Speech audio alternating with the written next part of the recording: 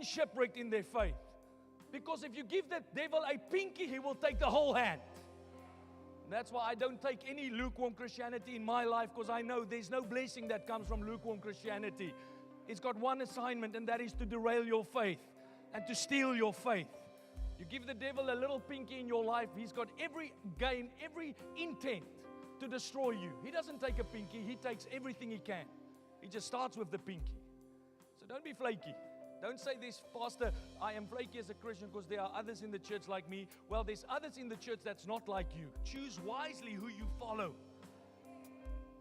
You're going to learn this. Don't think because you have a pastor's badge, you're on fire for God. There are many pastors that are almost said clueless. They are useless. They are useless. I'm going to say it again. They are useless. Get offended. They are useless. Useless. Pastor, how can you say that? The same way I can tell you there are parents that are useless parents. There are dentists that are useless dentists.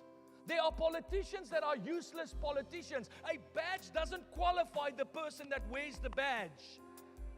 That is a choice that every person has to make. What kind of a Christian will I be? What kind of a leader will I be? What kind of pastor will I be? Will I be a pastor that tells people what they need to do? Or will I be a pastor that leads the charge, that shows people what to do? Because you can be two kinds of pastors. Don't think that because you have a Christian label that you cannot lose it. You can lose it. And that's why it's important for you to make up your mind, young person, young man, what kind of a Christian you want to be when you're 40. Because if you can't do it now, you ain't going to do it when you're 40. One thing about this journey, I can tell you, I've lived this journey for 21 years of my life. If you start slow, you don't get faster along the way.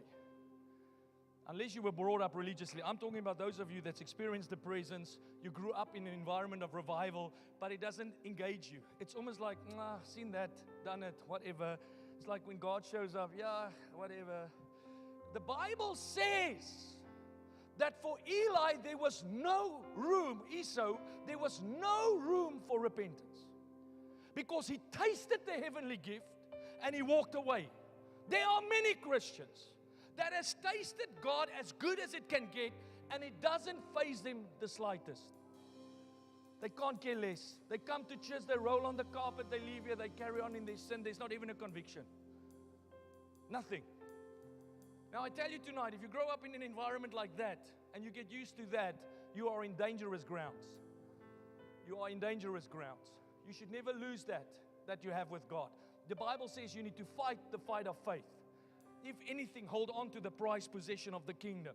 Young person, you cannot start Christianity on slow motion and then live your life thinking that money is going to make you better. Money ain't going to make you run faster for God. A wife ain't going to make you run faster for God. As a matter of fact, if you get the woman, the wrong woman, she will slow you down. That's a fact. Many people think they need the world to enhance their journey with God. You don't need the world to enhance your walk with God. You need His presence. You need surrender. You need a heart that is separated unto Him. Money ain't going to make you run faster for God. People tell me, Pastor, I'll serve God when I have money. You will never serve God. If you can't serve God without money, you ain't going to serve Him with money. If you can't serve God while you're studying, you're not going to serve Him after you've studied. That's just a fact. So don't become flaky. Look at your neighbor and say, Pastor's not talking to you because you're not flaky. So who's he talking to? I don't know. People out there. Well, we are on a mission in our church. We've offended many people. And tonight I'm going to speak a little bit about this because my pastor taught me the greatest valuable lesson when it comes to helping people. Because I sat in his office one day and I started feeling a little bit guilty. I was not crying, but I was so close to tears. And I said, Pastor, I feel so bad. And he's like, why? I said, why have so many people left the church? Why is people so offended at me? That's not what I want to do. I want to help people. And all he said to me is, Jeffrey, answer me this. What's your heart? Do you want to hurt people or do you want them closer with God? I said, Pastor, you know with every ounce of my being, I want to help them get closer to God. He said, carry on doing that. Because ultimately, God knows the heart. God knows the heart. And that's my title, The Heart That's After God. See, we're not here to build a church that caters for man's emotion.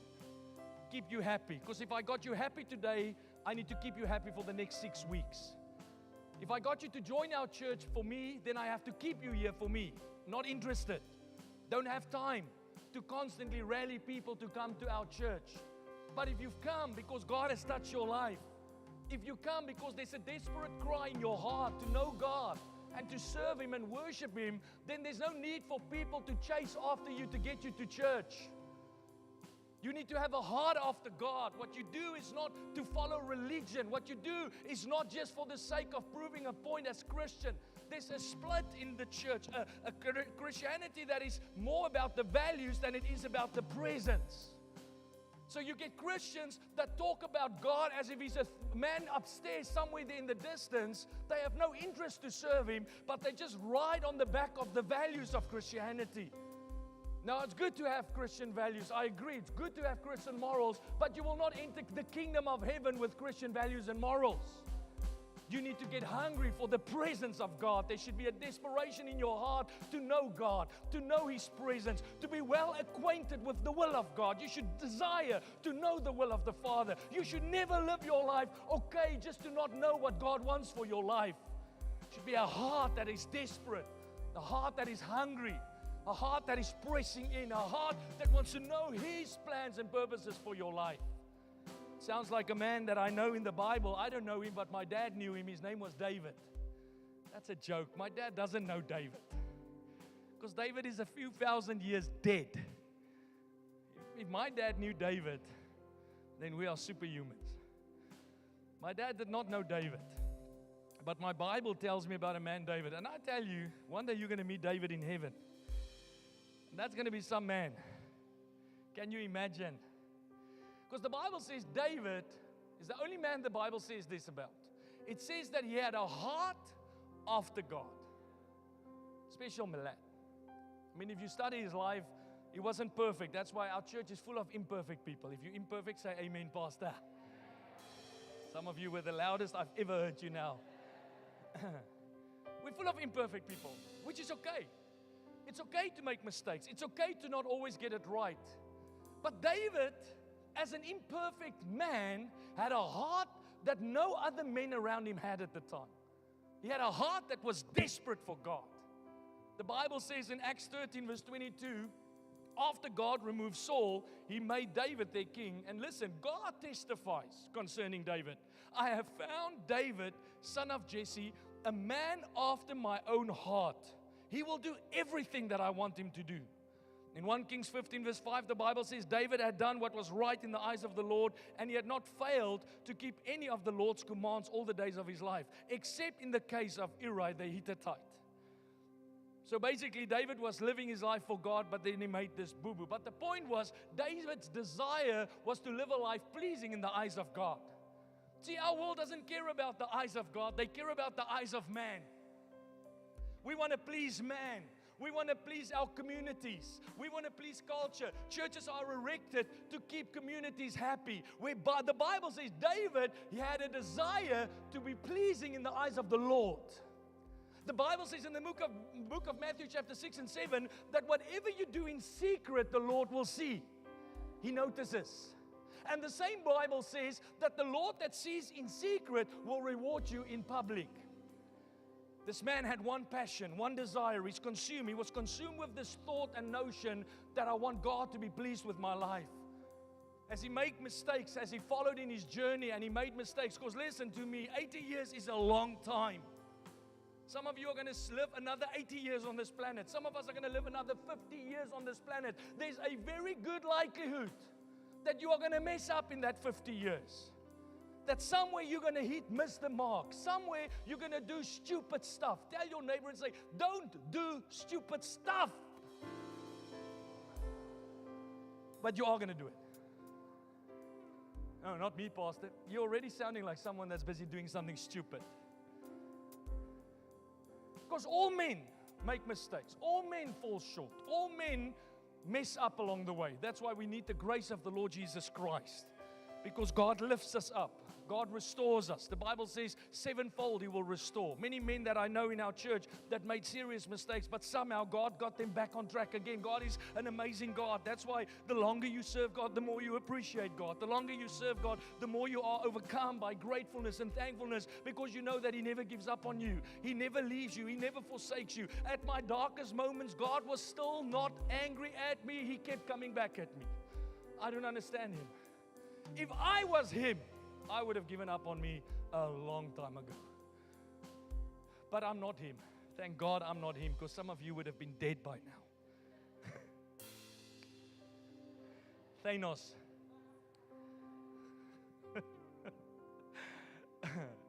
Yeah, I don't know. There are days when I'm glad I'm not Thanos with that glove. Because some people, don't look at me holy like that. You know, if you work with people, you know. If you don't work with people, you don't have a clue what I'm saying.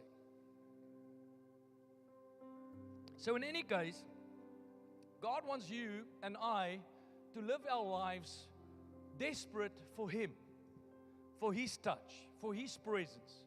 Not trying to please men. All of you young girls that's trying to please men, you are wasting your life.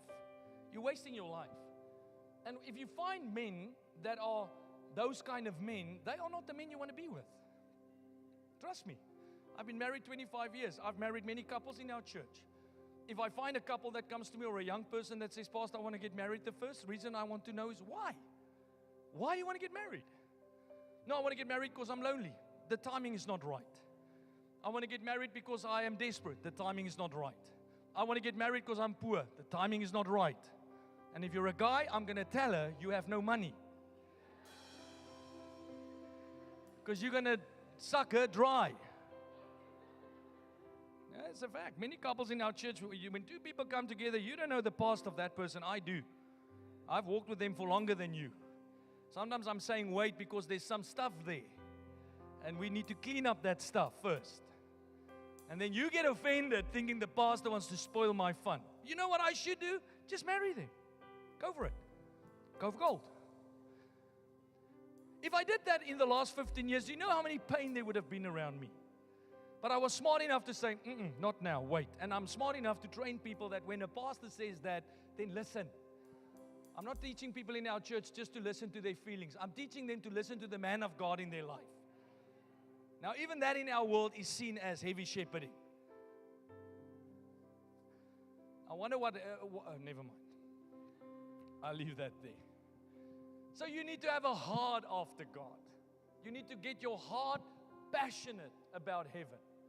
Passionate about Jesus. Not passionate to be perfect. Not passionate to be impressive. Passionate to know Him. It's nothing about impress. It's nothing to impress. In any case, you don't impress anyone. Nothing you do is impressive. Let me just set your heart at ease. The most impressive people in our church, you are still not impressive. We don't go to bed at night thinking about you. My wife and I don't lie in bed like, did you see what they did today? We are sitting in bed and we're either celebrating God and celebrating what God did today, or we are fighting because we didn't feel God show up like we wanted to. But we don't sit and rave about how beautiful this one sing. There are times when I say to people, well done, I can see you moving your anointing. You're growing with God. I say to the band or the ushers or whoever you serve, wherever you serve in our church, keep it up. Absolutely, we give people compliments, but we don't live with the desire to impress anyone. I can't impress you. Have you noticed? When the church was 10 people, people leave. 100 people, people leave. 200 people, people leave. 2 churches, people leave. 3 services, people leave. So guess what? It's pretty unimpressive. I said to someone tonight, do you want my job? I'll swap you. Because everybody thinks it's glamorous to be a pastor. That's why pastors quit all the time, right? 1,800 pastors that resign a month in America. Nothing glamorous about this. We're not doing it to impress you. We don't want you to impress us. We want you to go for God. Run for God. And if you live your life to impress a man or a woman, your marriage is going to suck. What's the Scottish version of suck? Hey? Does suck make sense? It's going to suck. Don't ever get married to impress someone. Don't ever dress to impress. Don't dress to impress. I will dress for purpose, absolutely. I dress to show up. And I know how to show up because I ain't going to go to an interview looking like I don't want the job. That's not to impress, that is just common sense.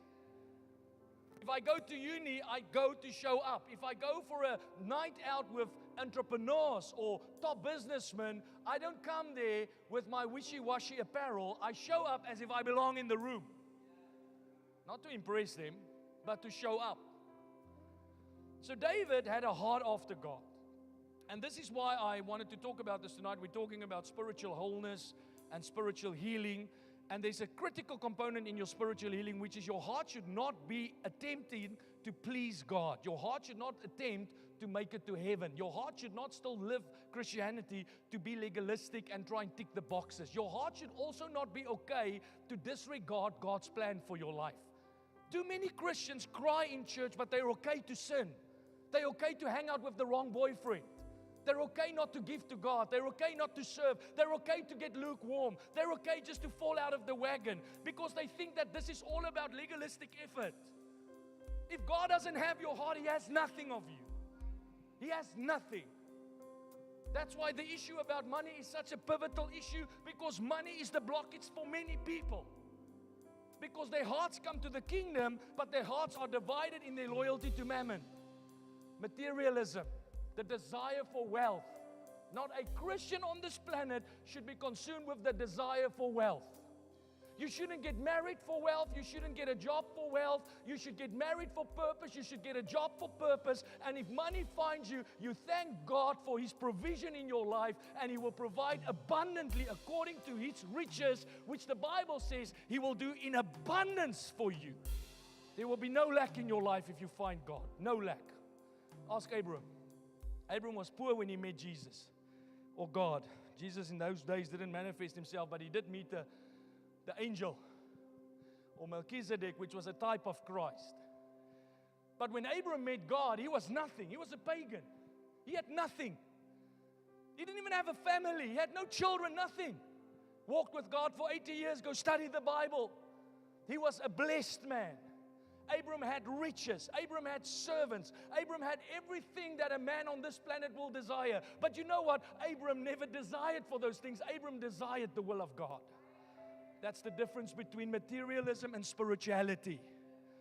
People think when you serve God, you need to be poor. No, when you serve God correctly, you will never be poor. But if you serve God for the money, you will never have God. Never. Because I'm not serving God for the money. I'm not doing church for the money. I'm not giving for the money. I'm giving because I honor my God. I love you. I give because the Bible says, give unto the Lord. That's why I give. Are you there? So every man that found God in Scripture was blessed. Solomon blessed. David blessed. Go read their stories. Read where they started. Joseph was a prisoner, an inmate. He had nothing.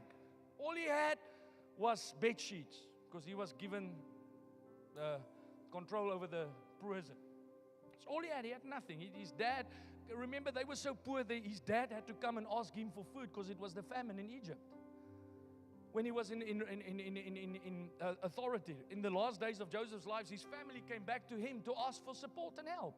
This man went from nothing to something in an instant. There's nothing poor about God. This poor Christianity that you see around you is not God, it's religion. That's religious will for your life. Religion wants you to never have anything.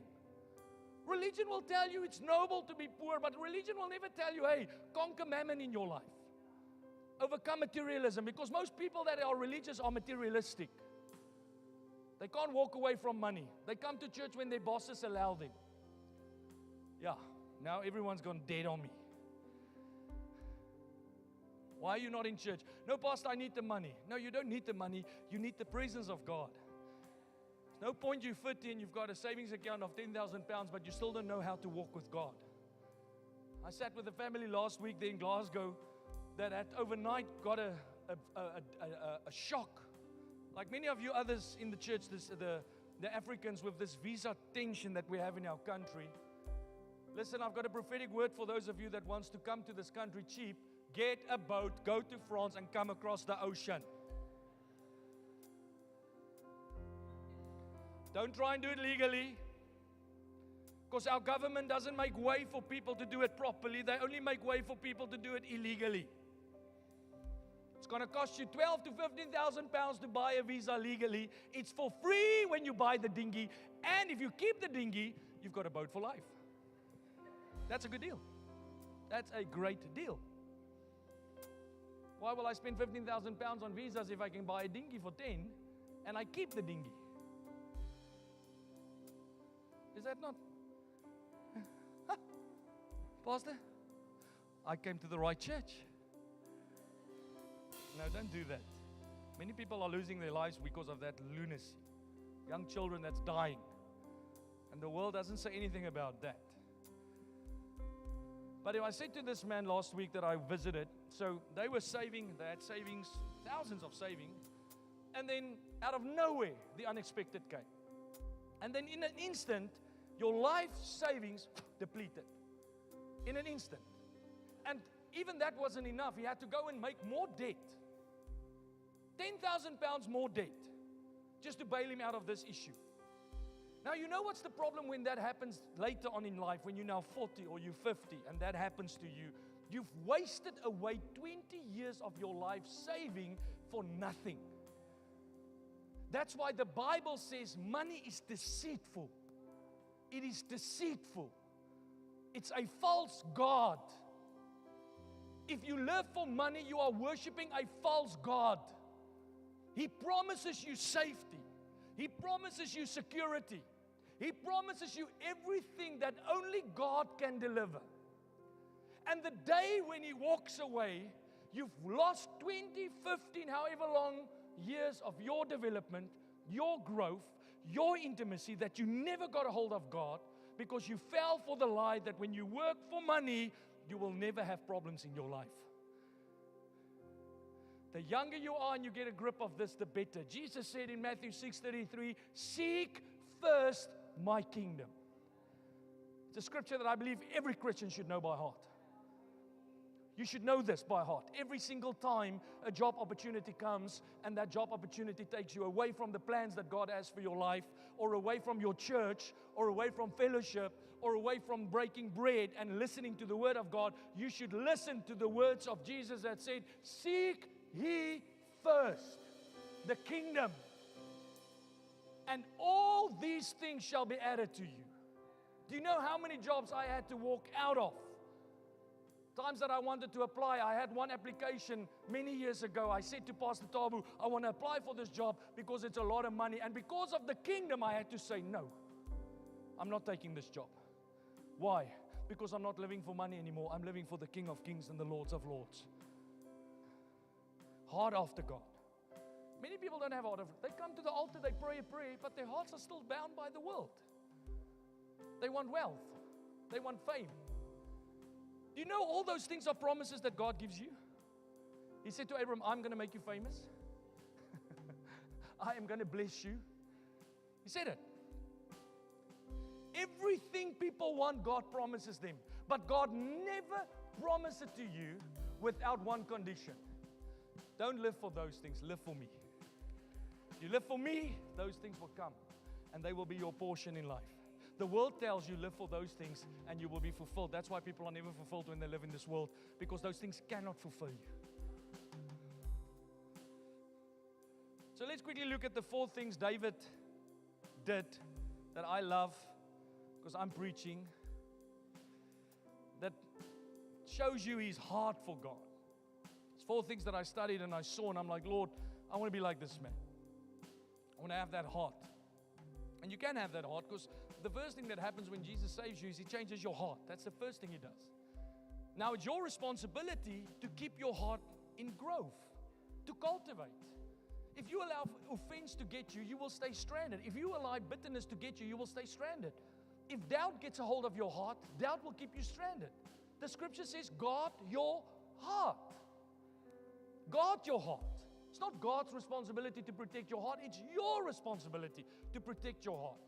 It's your responsibility to cultivate a healthy heart and a healthy posture before God. So the first thing that David had, David loved God's presence. Psalm 63 verse 1, he says, "You, God, are my God. Earnestly I seek you. I thirst for you. My whole being longs for you. In a dry and parched land where there is no water." Even if there's no water, God, I'm not craving for drink. I'm not craving for food, natural food. I crave for the presence of God. He had a desire for God. Many times when we fast, people don't want to fast. Why? Because they have a desire for physical food. That's why he said, even in the dry of the land, I long for your presence. I long for you, God. Moses said to God, which was a beautiful time or explanation in his life, where he says, "God, I will not go where your presence doesn't lead me." If God doesn't want me to have that goal, I'm not interested. If God doesn't lead me somewhere, I'm not going. Doesn't matter how much money there is, I'm not interested, God. I only long for your presence, oh God. First thing I saw with David, a heart for God. Most Christians don't care whether God's presence. People are so caught up in this lie that God is everywhere. That is not what the Bible teaches when we speak about the presence. God's omnipresence is everywhere. He's in the gates of hell.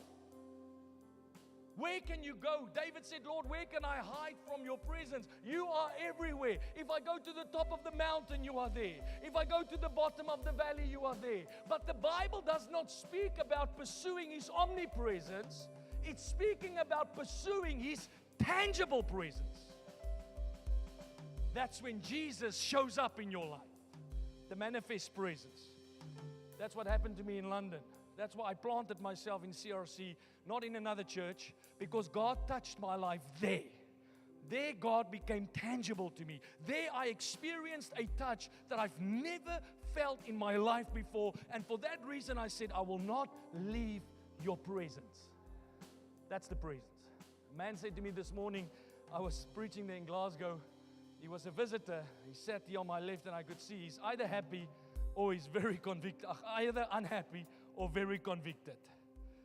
Because your face speaks when you're in church. Dr. Rodney Howard-Browne told us one year, listen, don't read people's faces because some people are struggling with a fart. He said that. He said he learned that one day. A guy sat in church, he's like, Lord, what did I say to offend this guy? And the Holy Spirit said to him, he's got tummy problems. Oh, that's a relief. Well, that could be true. But I saw his man's face and I'm like, he's either angry or he's convicted. After the service, I walked to him, I shook his hand, I said, thanks for coming, man, it's great to have you. And he said the following, he said, you spoke every word directly into my heart today. He started welling up. He said, how do you know these things? I said, I don't. Thank God I don't. Can you imagine what I must feel if I knew all your problems? God help me. How will I sleep? And this is not even a big church. So we don't know. Thank God we don't know. We can't handle all the issues. But heaven knows you inside and out. And what God does when someone is preaching with anointing and gifting in the Spirit, God goes beyond your reason and your intellect, and He touches you in the deepest part of your being. And that's what happened to me in 2004. When it happened, I said, I need to stay here. This is the presence of God. I mean, that's what Jacob did. When Jacob had the dream, he erected an altar. He called it Bethel, the church. Because Bethel means the gates to heaven, the church. And the Bible says he erected an altar and he called it, this is where I meet with God. Remember the story. He brought tithes to this altar. Brought his worship to this altar because he encountered God. That's why Pastor Nicky, when he was preaching, spoke about the things of the church. It's a place where we encounter heaven, where heaven meets earth. That's why we give our offerings here, our tithes. We don't pay our bills for the church. We're not helping a charity. This is where God has touched our lives. We don't come to church because someone's going to check up on us. No, I am desperate, Lord, and I earnestly seek your presence. Thirst for you. That's why I went to home cell every Wednesday night of my life. Even if I arrived late. I didn't go to have 100% attendance. I couldn't care less what you think about my attendance. You can't change my life. What are you going to do when I have 100% attendance? Give me money. It's almost like we think the leaders are going to do something when you have good attendance. I didn't do that to impress them. I was desperate to hear God. By Wednesday, I was messed up, man. Is it only me? I was doubtful. I'm like, I need a home cell. Jesus! Would arrive at the front door. My home cell leader would open up. He's like, what's wrong with you? Like a deer panther for the water, my soul longs for the Lord. No, that's not what I said. I'm like, can I come in? I'm so sorry. Why are you sorry, Jeffrey? I've sinned. I've had all these bad thoughts. I did all these things because my heart was convicting me, because God was living inside of me. And I was desperate to find Him. And my cousin would say, Ish, sit there. At some point they were like, ach, here we go again. Some of you literally is like, they don't look like that, but they are thinking like, let's pray for you. So he prayed for me. I would pray. And then after the home cell, I'm like, hey, God is good all the time. Well, you didn't say that 90 minutes ago. So that's why I went to home cell. That's why I studied my Bible. No one had to keep a whip to teach me to read the Bible. Today's people don't care. They will go weeks without studying. Weeks. Weeks without praying. Weeks without going to church. They are Christians. They call themselves Christians, but they come to church twice a year. You're not a Christian. You're a submarine. You only come up Christmas, Easter, and the rest of the time. The only way people know you're Christian is because your passport says it. Now our passports don't even say it anymore. Or your Tinder account. You wear a Jesus t-shirt while you sleep with the men when you take them out on dates. And you think you're holy because the t-shirt has got a fish on it. You know what is shocking me about stupidity that we have in the church? It's recently now happened in Scotland. I actually love this author. He's a singer that's starting a new album. Amazing music. I love his music. But this man has got nothing to do with moral pursuit of God. They use Christianity to sell. They sing Christian records because it sells. Now please listen to it. It's beautiful music, but make sure behind the music you find the presence of God. People have lost their minds. People have no desire to know God. They just want to go to heaven. Now the only way to heaven is to know Him. How will you spend an eternity in the presence of God if you can't stand His presence on the earth? How can you think like that? Some Christians are so comfortable in nightclubs and pubs and drinking and sleeping around. Almost said something else now. Sleeping around. Now listen, if you make mistakes like that, it's okay, but does it convict you? Or are you beyond that? Because you've been sold the lie, once saved, always saved. Say a prayer at the altar when you're 12. Yeah, you got your ticket. You're going to heaven. Because that's what they all tell you. But the Bible says, when He saves you, He changes your life. You die to that form of life. You become new. And now when you make mistakes, your heart convicts you. Because that's what happens to me. When I sin, even if I am nasty with someone, my heart convicts me to go and say, forgive me, I'm sorry. Not to suck up. I will never suck up. I say sorry to people. They're like, yeah, but we still don't like your church. Okay, bye-bye. I'm not going to suck up to you. I said sorry. But must I pay you penance now? It's amazing how people sometimes want you to pay penance for your redemption. I'm not going to pay you anything. I didn't pay Him anything. If I didn't pay Him for my forgiveness, why must I pay you? He gave it free. If you can't handle me, get out of my kitchen.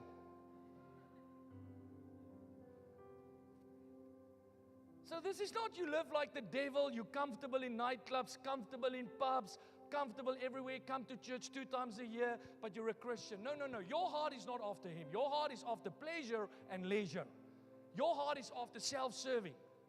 David's heart was after the presence. I want your presence. I remember one night I just got saved. I was in London. There was a place called, what's that place? The South African pub. Don't look at me like you never drank. Hey? Was it Zulus? I think it was Zulus. The place's name was Zulus. You can just fill in the blanks. So when we arrived by Zulus around 11, we were Zulu. We were speaking Zulu. So now I get saved, radically saved, and I'm getting so desperate to know more of this God. And this one day I felt like many of you, oh, but I feel so bad because my friends now think I'm better than them. I never thought I was better than them. I was better than them. Not because of me, but because of the Christ that saved me. He changed me. I didn't change myself. And I tried to get it into their thick skulls. Chaps, I'm not better because of me. I'm better because I gave my life to Him. So now I feel bad, like these guys are they're gonna persecute me. By the way, if you compromise, they're still gonna persecute you. Now you're just gonna hate your own life as well. So now I go to this club because I want to win their favor. I don't want them to desert me because I didn't have friends. So I arrived there and stood at the bar. Place is packed. It's dark in the room. Everybody's clubbing, partying, and I'm standing there like literally like a fish out of water. I mean, the week before I was like, head shaking, you know. Everybody says we look like we're in a cult. Have you seen what you look like when you're in a nightclub? When last did you watch how these people dance in nightclubs? You act like crazy. The next day your head is aching and you say, we nuts. Can't remember half of what happened the night, but you tell me we nuts. I can remember everything tomorrow morning when I wake up. And my head is not aching. Any case, so I'm standing in this bar or club and music's playing and everyone's jamming and I'm like, what am I doing here? I don't fit. I still have the same clothes on, so I still look like the party, but I'm no longer fitting this. Because if you are in the pursuit of the presence of God, you don't find yourself comfortable around those settings anymore. I had to get out. I think I drank that beer so fast because I wasn't going to leave it there. I was still newly saved. Come on, work with me. So I finished the beer and then I'm like, chaps, I'm going. Why, Jeffrey? It's only 9 o'clock. The party's only getting started. I can't. Now, I knew what this would mean. They would probably crucify me because it's amazing how little friends you have if you want to do the right thing, right? It's amazing how many friends you have if you want to do the wrong thing. But I couldn't fit. I couldn't because something clashed inside of me with that because my heart was in pursuit of the presence of God. I couldn't stand this any longer. Couldn't watch pornography if it was okay. Every time I watched it, I felt the conviction, the sense of I don't want this in my life any longer. People are too comfortable with sin nowadays. Girls are too comfortable to take their clothes off and they call themselves Christian. Why do you sleep around like that? That's what the world does. Why do you get drunk all the time? Why do you lie through your teeth wherever you go and live two lives as if it doesn't matter? Your heart should be desperate for God's presence. The Bible says, set yourself apart from the world. Hey? The second thing that David did that I loved about his heart, and this for me is a biggie, he prioritized God's will. Not his will, God's will. Today, Christians want to sing, Lord, give me what I want. In the old days, they sang, God, give us what you want. Make my heart one with yours. Not God, you do what I want. I'll give my tithe for how long? And where's the money? When is my breakthrough coming? Keep your money. I'll come to your church, but if I don't get a girlfriend in 8 months, I'm not coming. Well, I'm going to kick you out at month 3 because I see through you. We had a man coming to this church that I physically told, I sent one of our leaders, I said, go tell that guy he needs to take a hike in the love of the Lord. Because I could see right through him. Could see on his Instagram what he was living for. Could see how he's here with a scheme, an agenda. And that's not to help people closer to God, it's to take people for himself. So David prioritized God's will. Acts 13 verse 36, listen to what the Bible says. It says, when David had served God's purpose in his own generation. Whose purpose are you serving? Every one of us are serving a purpose. Whose purpose are you serving? David served God's purpose for his generation. When Jesus saved me, I was not serving His purpose. I was following in the footsteps of the world. I wanted nothing to do with church. I hated church. They irritated me. Christians were annoying. They were beige, boring people. Happy clappies, I'll flip and slap you. They tried to evangelize us on the plains there in the city that I grew up. I would walk circles around them. Leave me alone. I know about this Jesus. Then there came that day when He saved me and everything suddenly changed. Now I was on the plains telling people, come to my church, come and hear the word of the Lord. My purpose changed. I moved to London to make money. That was my goal before the Lord. I wanted to have 200,000 pounds in my bank account. A woman, and she had to have all the qualities that the world taught me a woman should have. Which, by the way, if you marry a woman like that, enjoy your year of marriage. What else was there? I wanted the business, a woman, and actually I just wanted to flee my circumstances because I created a bit of a hellhole there in South Africa. I couldn't handle my drink. I know I'm the only one. But I created havoc when I was drunk. Havoc. I mean, I made enemies as far as I could go. And it took me quite a lot to not go any longer. So I needed to run away. My company, everywhere where I was working, people had this label on me because of my drink habits. And I had a twin brother. He was even worse than me. So everywhere I go, people think I'm in. And I'm like, how do you get away from this? London, baby. So I came with all the wrong reasons. And there was a scare in my dad because there was a program in South Africa in those years that was screened on Sunday evenings like a typical documentary. I don't know what you will call it in the UK. What? Here you will what? These investigative programs where they will show you for 30 minutes about a serial killer or whatever true story that's happening on the streets of London. True crime, whatever. It wasn't really a crime thing, but they just studied social challenges around South Africans. And this one program that they screened for 4 weeks was about the South Africans that immigrated from South Africa to London, the expats, and how they lose the plot when they get to London. Ask this guy, he was one of them. He was a leading role in one of the programs. So Lawrence and I went to London, and the whole program was about these South Africans, how cocaine, they become consumed with cocaine, prostitution. It was talked in South Africa context as Sin City because you've got all these men and women that comes from third world country with no pay because the money wasn't great in South Africa at those times. Now you come to the United Kingdom and it's just free for all. Your parents are not there. You've got no rules. No one cares. I mean, even the coppers couldn't handle us. We were just reckless. The police had nothing on us. Honestly, I don't know where the police were all those times. We drove without MOT, we drove without insurance, we drove drunk, we drove 6 people in one car. We didn't care in London. Yeah. So my dad was anxious to send me because he knew if Jeffrey goes there, I know what Jeffrey's like. When he goes to London and this world gets the hold of him, his life is going to go to the ruins. And it did. I arrived in London, first thing I did, landed at the airport. 4 hours later, I was sitting in a strip club in Chinatown. 5 hours later, I was on a train to Champneys residence there, southeast London, and I did cocaine for the entire weekend. Because that's exactly where my life was heading. Because there was no purpose except just myself. My parameters were shaped by moral values in South Africa where everybody drinks. I know it's not the case in Scotland, where everyone just works for money, where everybody shack up with whoever they want, where everybody go to church but they live like the devil. Yeah, I know it's foreign to Scotland, but that's how it was back then. Now you know why I am the way I am in Scotland, because I see exactly the same picture here.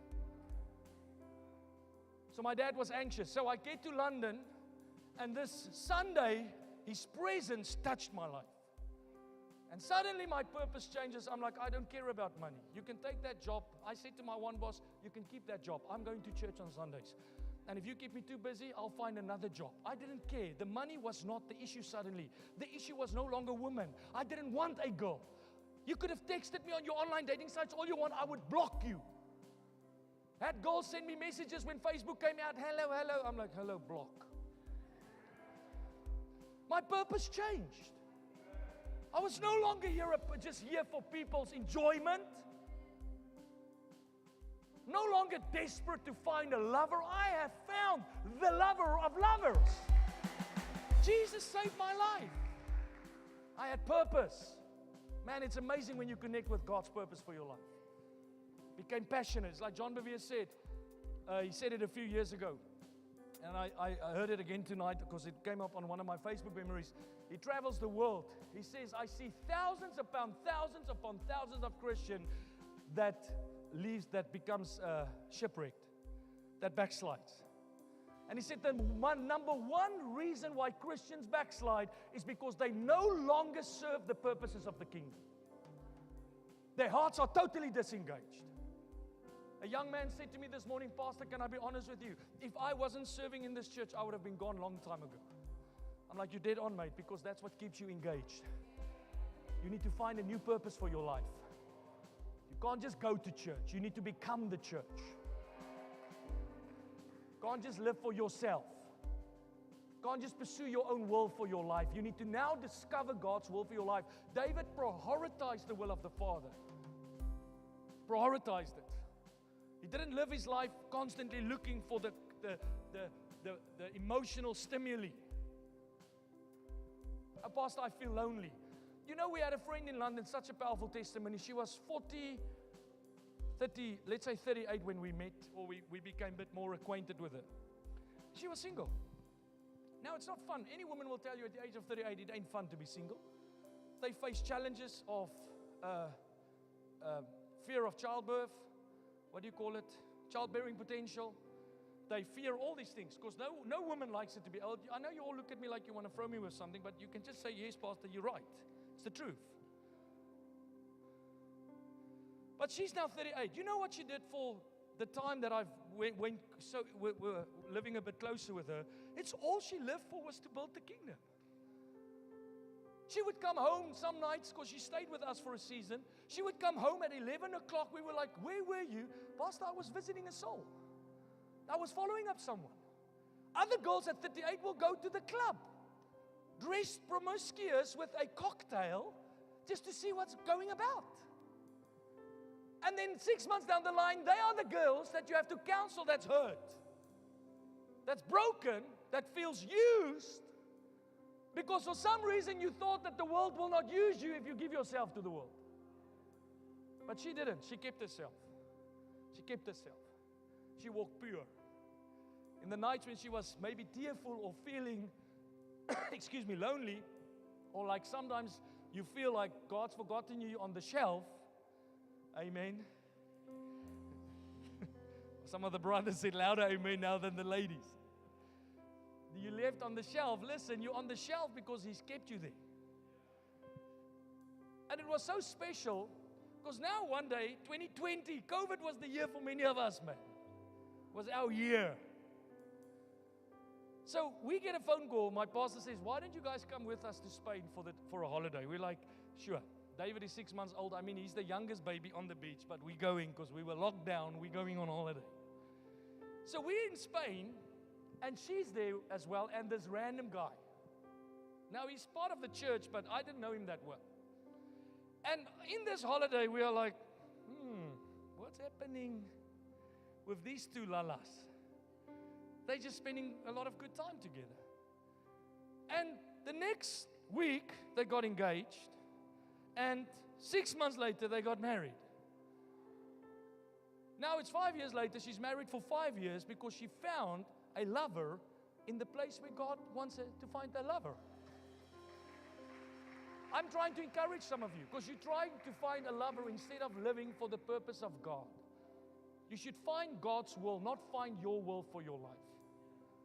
And the longer it takes you to settle this matter in your heart, the longer you will walk from pillar to post.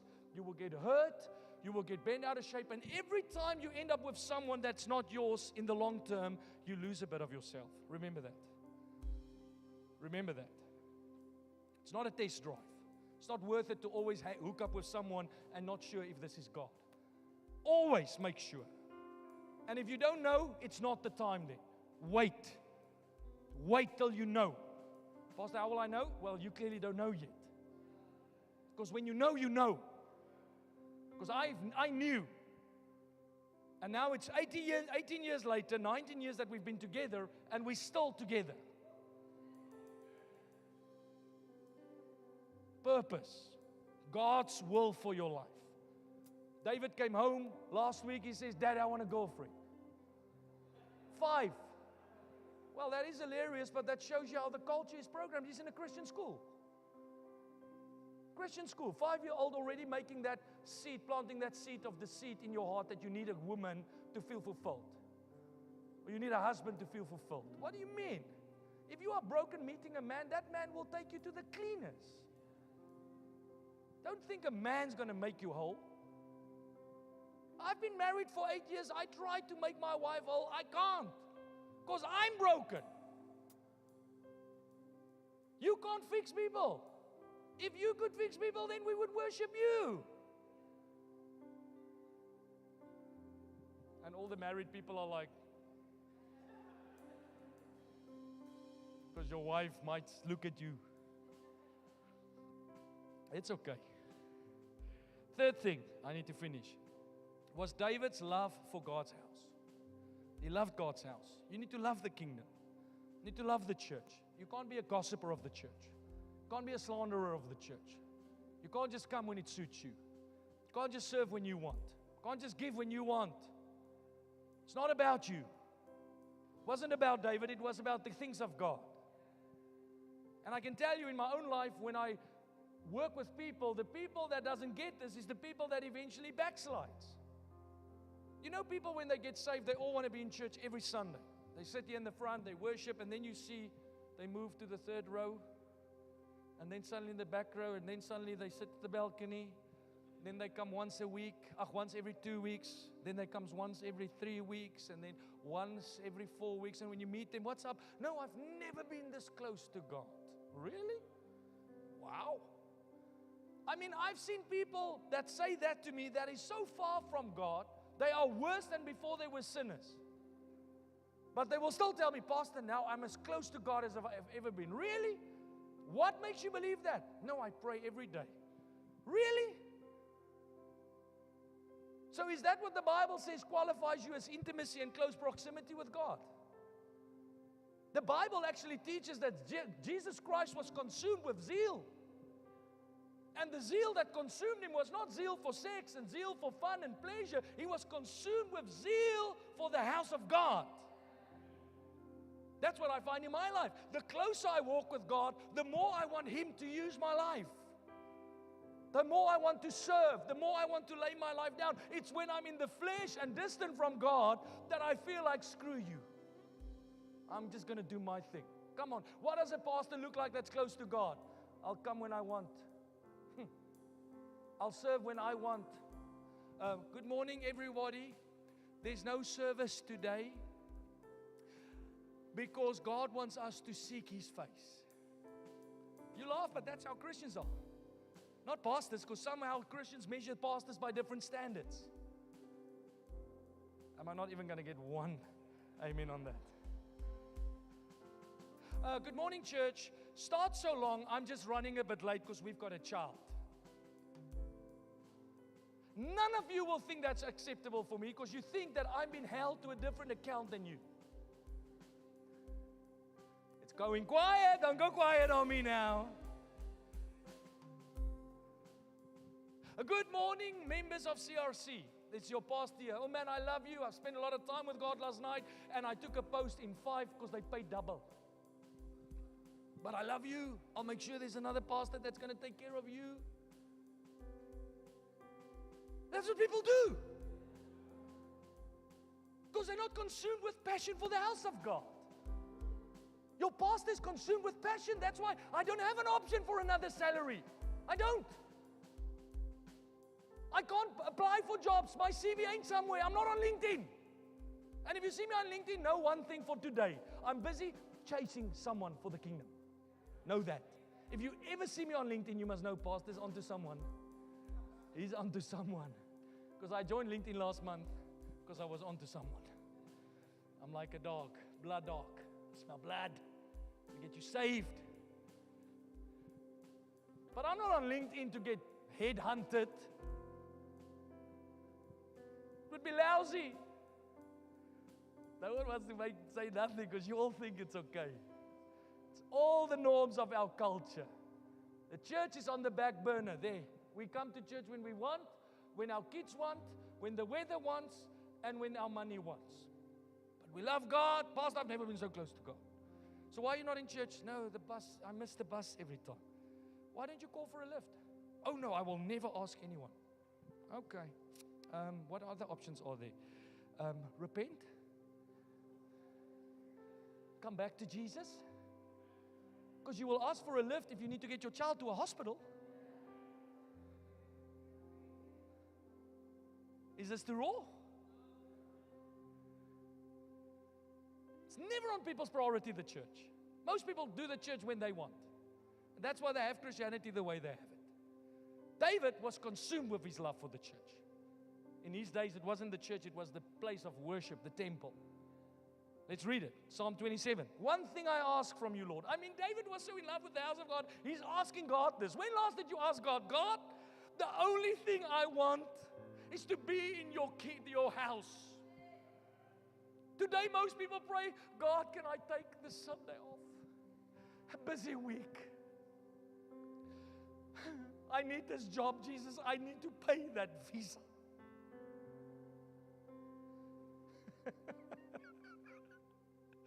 Don't go guilty and heavy on me now. Stay with me. You should pray. Those of you that's working on Sunday should pray like David. Father God, I pray, may I dwell in your house. Bless me.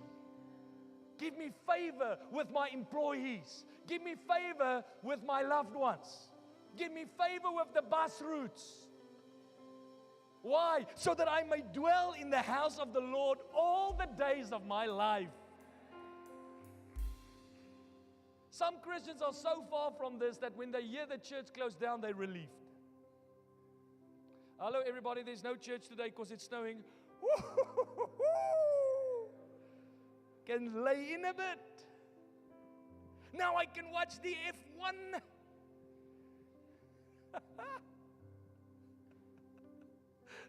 It's crazy when you reverse psychology, the sucker.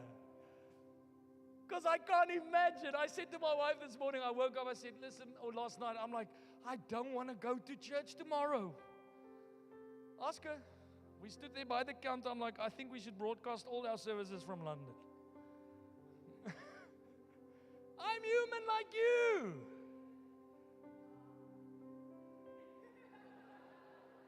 But my heart is in pursuit of the Lord my God.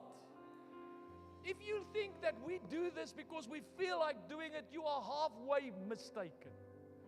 There are many days that we just do it because, like David, we pray, may we dwell in your house all the days of our life. I don't want to leave the house of God. I don't want to create habits of not being in the church. I don't want to create habits of not being in prayer meetings. I don't want to create habits of always missing the things that God is interested about because, like David, my heart is for the house of the God.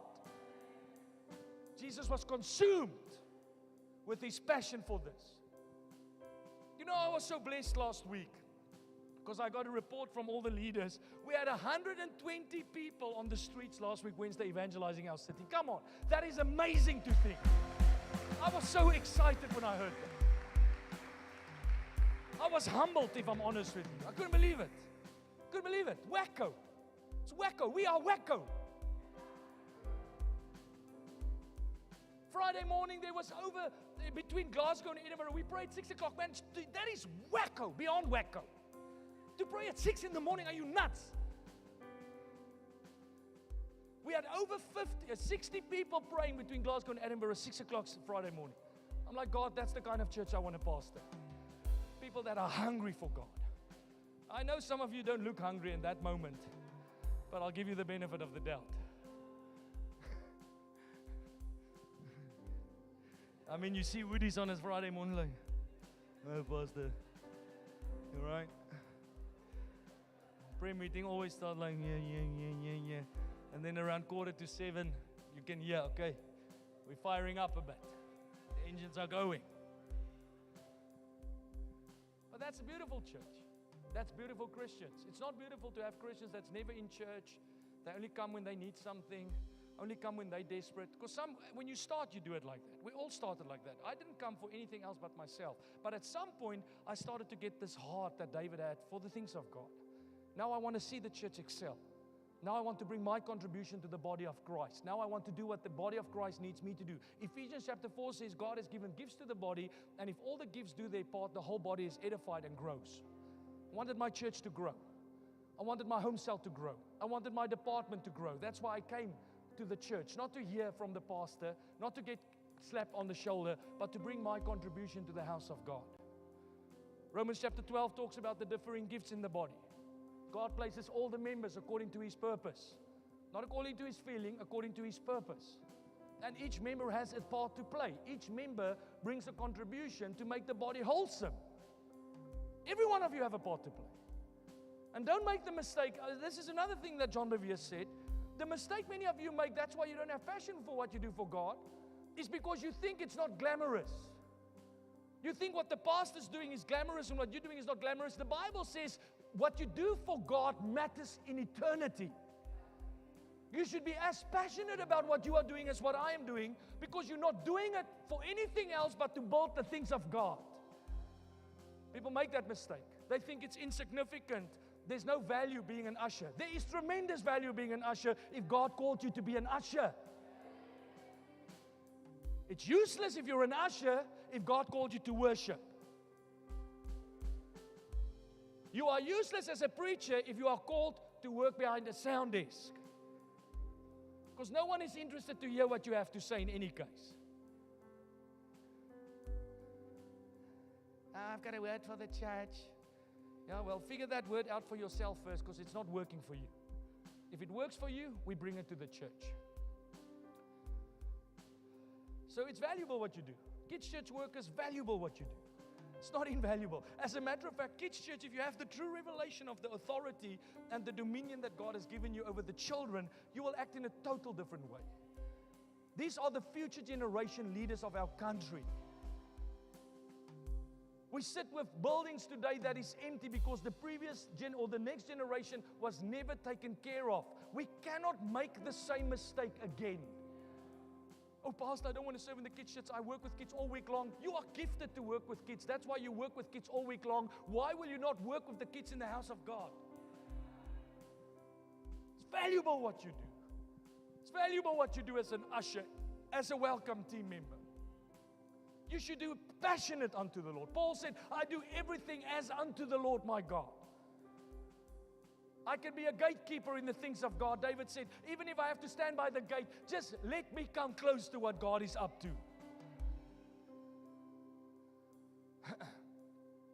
Fourth thing, last thing. David had the courage to bring down the giants that needed coming down.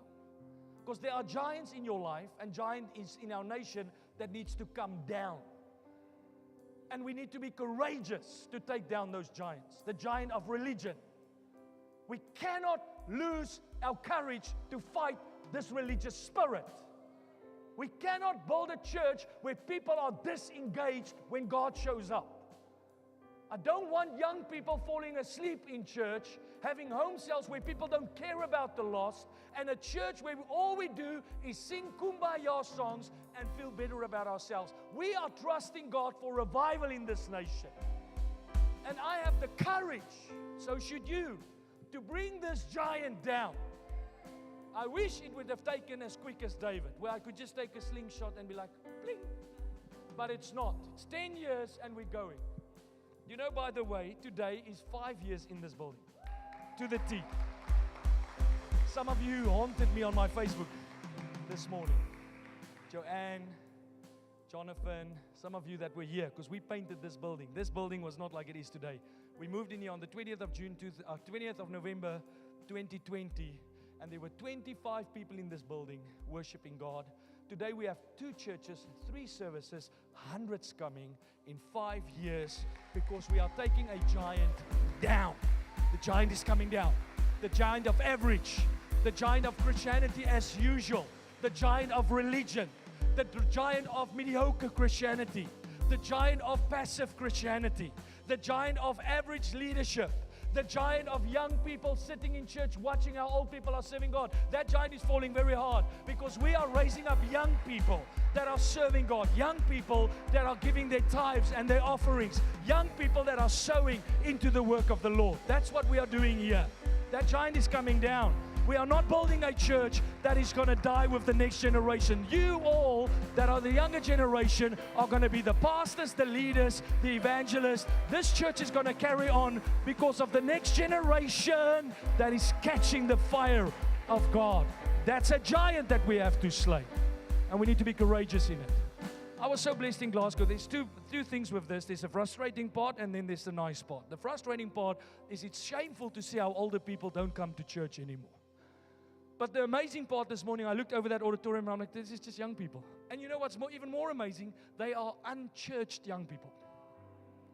Because you get what's called church young people, so they look the part, but they're useless. And then you get the unchurched young people.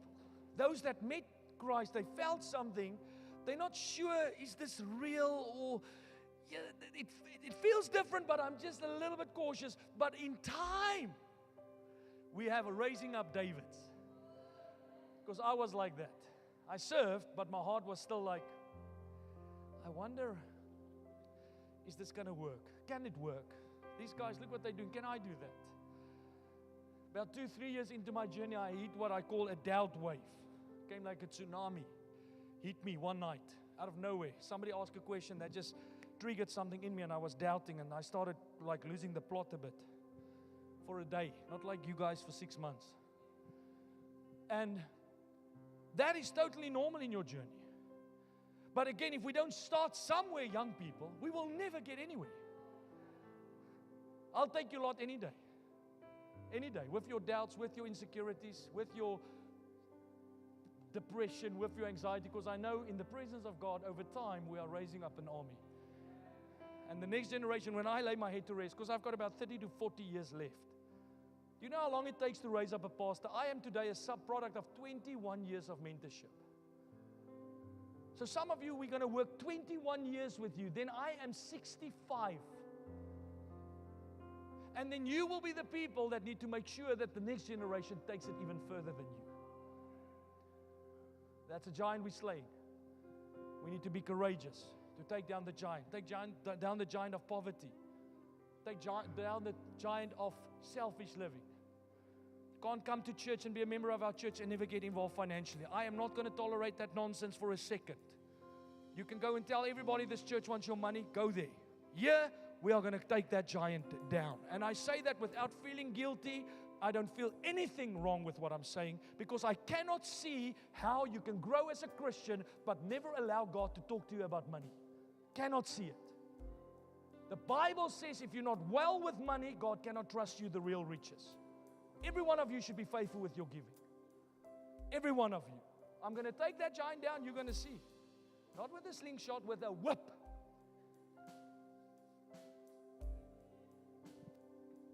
In the love of the Lord. I love Pastor Ad. One night I had a guy preaching, and the guy said, Pastor Ad, we love you with the love of the Lord. Pastor Ad said, so what? Don't you love me with your love? Don't say you love me with the love of the Lord. Why don't you love me?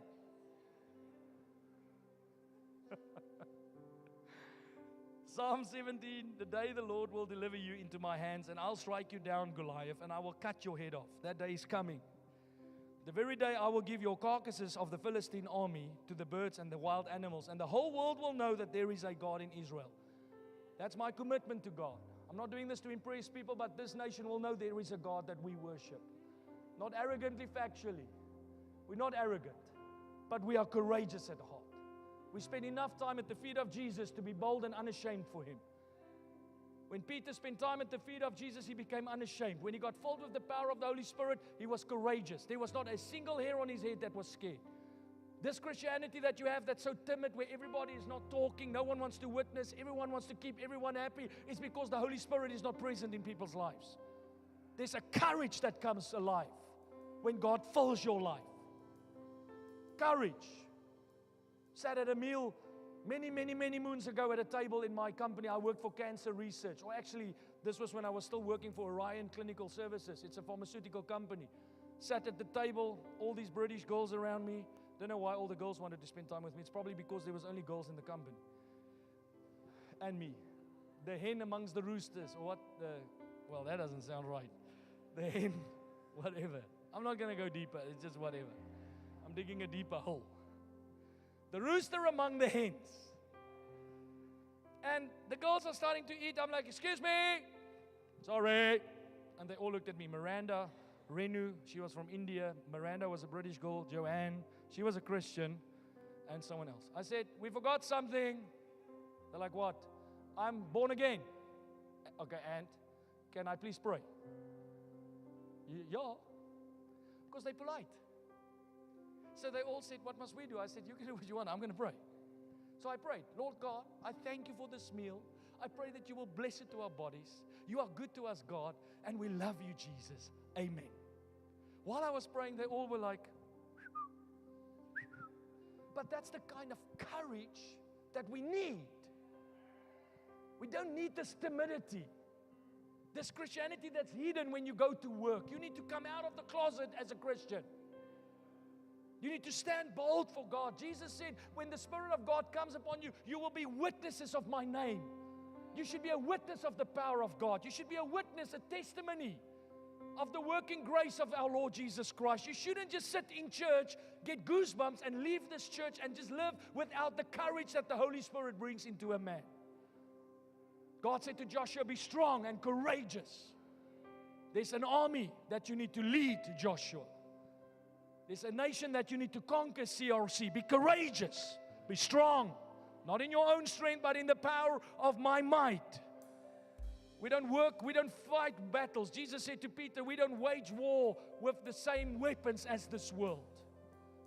We don't have to carry armor or carry weaponry. We come with authority in our voice. We have the word of God upon our lips.